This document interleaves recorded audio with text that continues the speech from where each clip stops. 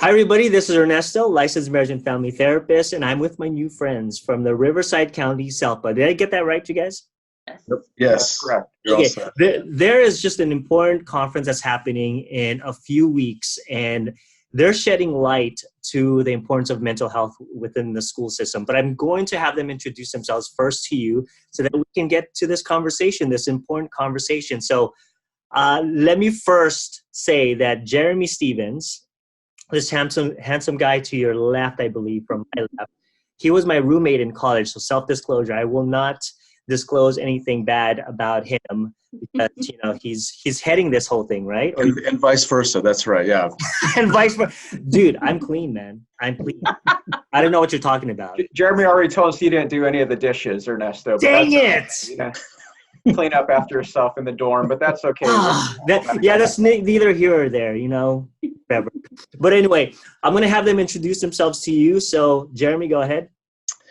Hello, everyone. I'm Jeremy Stevens. I'm an ERMS coordinator here at Riverside County SELPA, and we are super excited to be joining you guys today via Twitter. Awesome. Who's next? Hi, everyone. I'm Kelly Kalkani. I'm the coordinator of professional learning and development here at Riverside County SELPA, and we are just so thrilled to send this message out to all of you through Twitter. Awesome. Go ahead, Yazin. Good morning, everyone. I'm Yazan Koi, ERMS case manager here at Riverside County SELPA. Super excited for the conference to be only a few weeks away, and I'm glad that we get to join you guys via Twitter today. Yeah.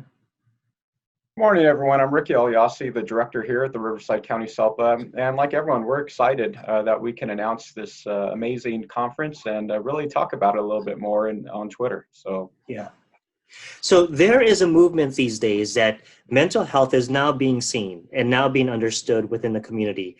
But there is an epidemic that's going on within the school systems. Many folks, many students are now understanding the idea of mental health, right? And now it's part of the community, the professional community, to actually push this message that mental health is really important for the student body, especially in the Riverside County. So can you explain a little bit about the purpose and the goal of this conference that you all are throwing up? Absolutely. And so the purpose of the conference is to essentially equip direct service providers to include teachers, support staff, administrators, school psychologists, school counselors, district therapists to provide exceptional support services to all students as it relates to mental health. And so with that comes the need for interventions, tools for schools, so that each student feels a sense of community at their school site, a sense of safety, a sense where their unique needs can be heard and addressed accordingly. So equipping providers, I think, is a key for me in terms of the goal for the conference. Yeah. So let me ask you, here's another question that I have within the school system. What are you guys seeing that is so important for the mental health community to really engage with counties and programs such as yours? What are you guys seeing within the student body? Maybe one of you guys could take this on. Yeah, I could take this one on. I think what we're seeing time and time again is that an increase of collaboration alongside with being aware of the resources and kind of the multiple roles that folks can play and support one another with has lended itself to tremendous benefits for students. Right? That's whether it's linkage and consultation, whether it's going out into community and reaching out to your neighbors. We found time and time again, as folks are collaborating, as folks are having those interagency conversations, as well as big picture organizations are connecting with one another, better and better support systems in place.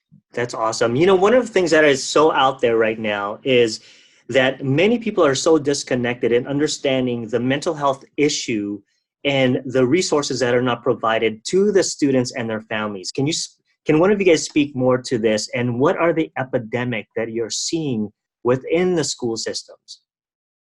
Well, let me see if I can touch base, and this kind of piggybacks off of what Yazin was explaining earlier. The one thing I tell you, and I start with, mental health needs aren't a special ed issue. This is certainly an epidemic that is across all cultures, races, students with or without disabilities. It's really affecting all of our students, all of our schools. We serve 26 LEAs, and what we're finding is certainly there's value and benefit to address the needs of social, emotional, behavioral well-being and mental health for all of our student body and all of our campuses. So as far as linking resources, we need to really start from the ground level, our tier 1 resources, to ensure our parents and community understand that there are supports available. There are things within our school sites. We are looking at incorporating therapeutic services from the bottom up, from the ground up for all students. And that's our first basic and most important features to ensure that access for all students is available to the different supports and resources that we have to provide. I love that. I love that you guys are attacking this from multifacets approach, from the teachers, professionals, from the parents, from just resources that many folks in the community don't have access to. Yeah. So can you explain a little bit more about the tier 1 approach to providing services for the community? Sure, Ernesto. I'll kind of take this one, I guess. And when we were talking last year at this infancy stages of planning the conference, one of our directors in our SELPA really used the word to describe what's the state of the schools right now as a mental health crisis. She actually used that our students are coming to us in states that we haven't seen before. And we knew that there was a call to action with that, and we needed to provide a conduit to bring all of our educators together, as many as possible. And so when we really talked about this, we wanted to ensure that no matter where your role was in the school districts, if you're a teacher, if you are a licensed marriage and family therapist, a school psychologist, an administrator, you would be able to get something out of this. So we have vendors and support providers coming over the course of the 2 days. Some are our county partners from county mental health. Some are outside agencies that provide contracted services to school districts. We have even some of our universities coming in that provide interns that are doing a lot of the work within the school systems. And so whether you're a teacher, whether you're a psychologist, you're going to get something out of this conference. We have sessions on building your tier 1, your MTSS system for those school teams that are coming, and where do we start? So they'll have something. We have specific targeted sessions on case studies where mental health therapist has provided art therapy and the dramatic improvements that they've seen with the students they've worked with. We have people coming from the Southern California Diagnostic Center to talk about kind of the statewide trends and, again, building your system. So we really have something for everyone, because we know that mental health isn't immune to any of us in the school districts. It's something that we all need to respond to, and it's a call to action, and we haven't seen a symposium like this before. And so we're just so excited for those 2 days to provide something for everybody, no matter what your role is in the school system. That is so beautifully said, because from a therapist, mental health professional standing outside, I know that the school system is a safe haven for many student, right? That's where we understand, that's where we know that mental health professionals need to target that population, because from a cultural perspective, many of these kids don't tell their parents about what's going on, right? It's not until teachers go, whoa, you're struggling with depression. They don't even tell their suicidal thoughts to their own parents, for maybe because of the cultural issue, the first and second generation cultural issues, things like that. So the school system needs to up their game in understanding how to reach this community, wouldn't you say? I wholeheartedly agree. What I tell you is, honestly, that there still is a stigma attached to the idea of mental health, especially mental health specifically in schools. Something's wrong. There must be something wrong if my student has a mental health issue. That is absolutely not the case. What we're finding is, when we're looking at mental health and well-being, we're identifying all those areas that create the whole child: academic, social, emotional, behavioral. All these components facet the whole child approach for learning. And that's why at this conference, we're going to look at ways to teach skills such as, what does Tier 1 look like for all students? Tier 1 can be the implementation of social skills curriculum that's done either by a school counselor, marriage and family therapist, or whomever that appropriate teacher or whomever is taking the lead in ensuring that type of curriculum can reach all students, differentiated per grade level, obviously. So a senior is going to get different curriculum than a kindergarten student, and vice versa. But these are all the skills that are needed to ensure that that Tier 1 approach for all students can actually occur, and all students can gain and benefit from. And that's one of the ideas that we have, ensuring that we're providing that guidance for implementing that Tier 1. And then you look at your tier 2, which is more personalized and specific to address certain needs, which could be small group counseling. It can be other more individualized type of counseling and learning, other supports, and then so on and so forth into tier 3. And that's where my friends here, our mental health team, really, they specialize in all the tiers and certainly the most intensive ones. Yeah, and I wanted to jump in if that's okay, Ernesto. Absolutely. As well. Yeah, you know what? We're super excited about this for many different reasons, but Assembly Bill 114 actually changed the game when it comes to the state of California bringing in additional mental health providers to support students. And so I think that's a key piece that we highlight when it comes to, what is the school system and the school district doing for students across the board? And yes, historically, there have been a lot of support when it comes to social, emotional, behavioral needs. But in 2011, we kind of upped the ante when it comes to providing direct services. And so what's interesting, though, is you mentioned, students not being able to talk with their parents or even, at times, friends or people in the community. Josh Shipp's message, one of our keynote speakers, his message is power of one caring adult. And so that goes a long way when it comes to establishing relationships, ensuring that students feel safe to self-express, and then from that point, looking to how do we meet needs across the board. So we're super excited to have Josh Shipp show up as a keynote speaker for us, second day of the conference on November 8th. Awesome. It's such an important piece that you guys are looking at, and I noticed that you guys are very active on social media at this point. How does social media further the cause of what you guys are doing?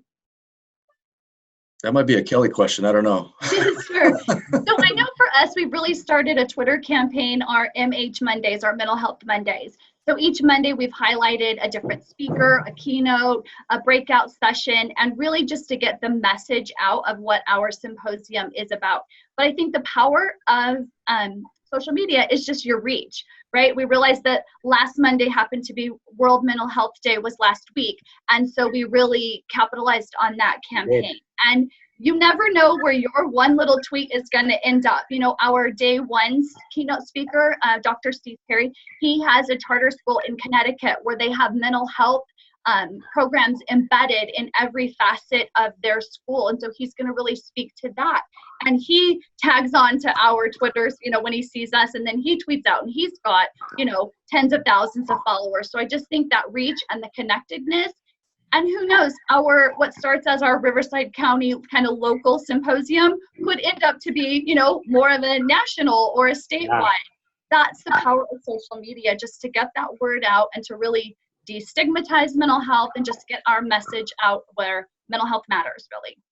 Yeah, research is showing that social media is a powerful avenue for this generation. And this generation, unfortunately, is blasting their internal struggles, but not knowing how to ask for help. Mm-hmm.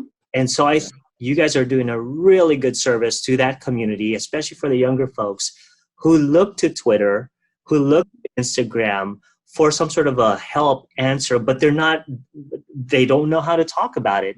I know for my talk, and yes, I am, for those of you who might, like I said, I will be at the event. I will have my selfie stick. And I will also be talking about social media and how it is across the board affecting this generation in the area of mental health. And I know the research now is really suggesting a very powerful correlation between mental health, social and emotional well-being to social media these days. Can any of you get to that? Well, yeah, we've got providers and students all the time accessing social media, and in the school setting, it translates to, the students are peer-to-peer noticing something's going on, and then they're sharing with their teacher. They're concerned about a certain peer, and so therefore there's a connection between what's taking place, and it could be anything from cyberbullying that's taking place. It could be just self-expressing a need for help. It could be a student that's ran away and trying to connect via social media, but it really, peer to peer. So these students, then some of the students are bringing this to the attention of the school counselor, the district therapist, the administrator, the teacher, saying, my friend needs help. And so with that comes, an incredible responsibility on our part to ensure that we are able to reach that student who does need that help. Yeah. I want to jump in, Ernesto. Go ahead. Yes. Add to Jeremy's comment, and I'm glad you brought that up, Jeremy, because the one thing I know you said, Ernesto, it is unfortunate that some of our students resort to the point of having to share their internal struggles through social media. But the only fortunate thing I can think about that is at least we can hear them. Yes. If they're not keeping it to themselves or writing it, throwing it away, or just shouting out their pain in their room where nobody can hear, at least we can hear them with social media. And we have a responsibility to ensure that we're monitoring and supporting and providing additional support through social media, even like teletherapy we do for speech therapy, for occupational therapy, for mental health, and actual therapy by a licensed therapist, things like that. So just knowing that social media is a paramount form of communication for our youth. We certainly look at every single way we can reach out to our students, help them, provide support, and of course, first and foremost, hear them, hear what's going on, hear what the struggles are, and see what we can do. Because if we don't hear them, if we don't hear that voice, there's no way we can look at identifying any resources, support, or try to get involved. So I do appreciate that part of the social media and its effort. Yeah. That's a mic drop, big time. Exactly, yeah. Right. So before we move on, I'm going to have you guys explain this conference and the call to action to invite professionals to come in and attend. Like I said, I'm going to be one of the speakers there. I'm going to be promoting the heck out of this event just because I believe in it. And for those of you who are mental health professionals who work with adolescents, who work with this population, middle-aged students, even their folks and their families, from a multicultural perspective, I really, really highly recommend that you attend this because it's just an amazing event. Can somebody speak to when this is happening? Who's going to be the speaker? Go quick, because I will have the link to that website on this video as well. That's a Kelly theme. Oh. Okay, well, Jeremy, pop in as well. Yes, I'll pop in. Co-chairing. This is happening November 7th and 8th of 2019, so we're just a couple weeks out, and it's at the Riverside County Convention Center in downtown Riverside. Again, we have currently around 250-ish participants registered. Our registration is open until October 24th. Yeah, so we're super excited. Jeremy, what else do you want to add? Yeah, you know what? We're super excited about this, and sign up. Absolutely, sign up. Check our website, and there's a direct link to kind of sign up through OMS, our registration system there. And we're going to have different tracks for people, or different emphasis, right? So one emphasis might be looking at things through the mental health legal lens. Another emphasis might be looking at, or another emphasis will be looking at things through a trauma-informed focus, right?